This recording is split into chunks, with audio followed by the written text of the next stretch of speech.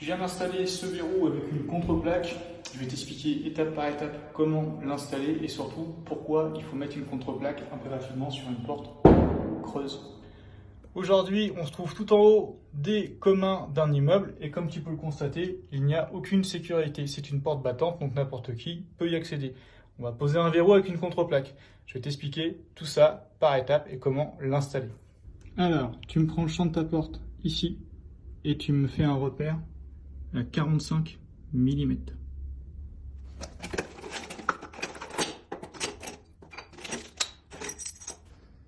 Alors sur une porte en pleine, tu perces directement à un diamètre de 23 mm. Là, la particularité, c'est qu'on est sur une porte creuse, donc on va être obligé de mettre une contreplaque.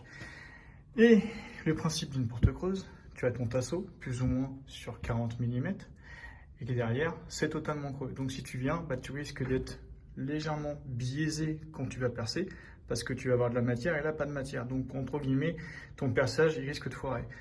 Donc moi, j'opte pour cette solution. Après, tu fais comme tu veux. Moi, je te fais voir comment je procède.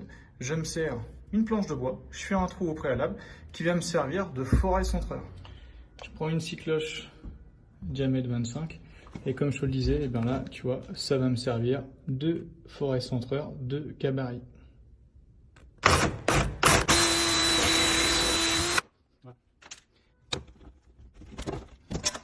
Et tu vois ce que je te disais, tu as du plein. Et là, tu as nada, rien du tout. Donc si tu viens percer ici, il y a de fortes chances que tu viennes de travers et du coup ton trou ne soit pas bien centré et bien propre. Donc voilà comment moi je procède. Ensuite, tu viens me positionner le verrou dans le bon sens, à savoir que tu puisses lire correctement. Donc là, hop, on va le retourner et on va le placer. Et ensuite, tu viens me percer les trous de tes verrous qui vont te servir tout simplement de gabarit.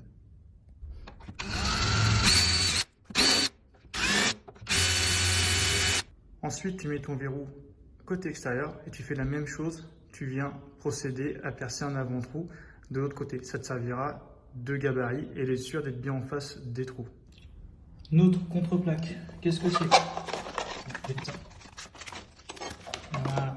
Tu vas retrouver des vis métalliques et notre contreplaque. C'est une plaque en acier avec des goujons incorporés. Et ça permettra de prendre ton verrou, enfin ta porte, en sandwich. Ta porte va être là, ton verrou va être là, et les vis métalliques qui vont être repris dans ta contreplaque. Comme ça, là au moins, ça ne bouge pas. Donc une fois que tu as percé de 4 mm de chaque côté, tu as relié tes trous, tu as agrandi à 10. Ensuite, moi je prends un forêt étagé et je viens juste lui faire une petite lumière supplémentaire en termes de diamètre. Et donc, la contreplaque, la voici. Tu fais attention à un sens. L'ergot, entre guillemets, tu vois, qui est plus haut, vers le haut. Et tu viens, voilà, après, la présenter. Et tu vois, ça rentre toujours pas. Pourquoi? Parce que on a les espèces d'étriers qui sont ici. Et eux, ils vont se mettre. C'est pour ça que j'ai fait un diamètre un tout petit peu plus important pour qu'ils puissent se loger plus facilement. Mise en place de la contreplaque. Si tu n'as pas compris, je t'explique l'intérêt de celle-ci. Comme tu as pu le deviner et le voir, ici c'est creux. Autrement dit, tu vois, ici tu n'as que 2 mm de bois. Donc quand tu viens visser ici, ça ne tiendra absolument pas. Là par contre, on retrouve nos goujons. D'accord? Et quand on va mettre notre verrou, qu'on va remettre les vis métalliques, et bien là ta porte est prise comme dans un étau. Et là au moins tu peux être sûr que ton verrou ne bougera absolument pas. Une fois vissé, voilà ce que ça donne. Et comme tu l'as compris, ta vis métallique qui reprend tes goujons de ta contreplaque, t'es tranquille. Installation du verrou bientôt terminée, il va ne rester plus que l'installer la gâche. Et particularité, moi je prends une gâche huisserie métallique. Pourquoi? Elle a 2 hauteurs.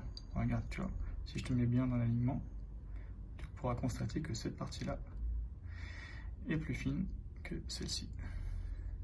Ça te permet de jouer, comme là on a le cas, notre porte est un peu en retrait par rapport à notre bâti, et au lieu de te faire suer à limer, eh bien avec une gâche huisserie métallique, déjà, tu vas gagner du temps.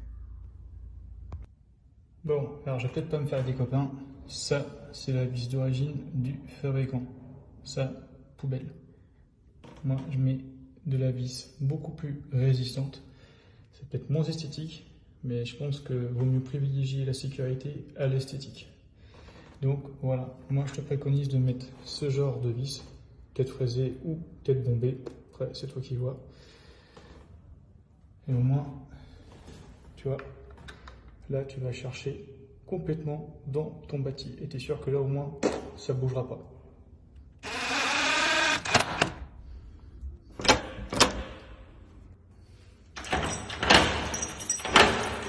Bon, comme tu peux le constater, ici il fait très très chaud, donc là c'est fini. J'espère que ça t'aura plu, et si tu as des questions, tu me mets un petit commentaire et je te répondrai. Ciao!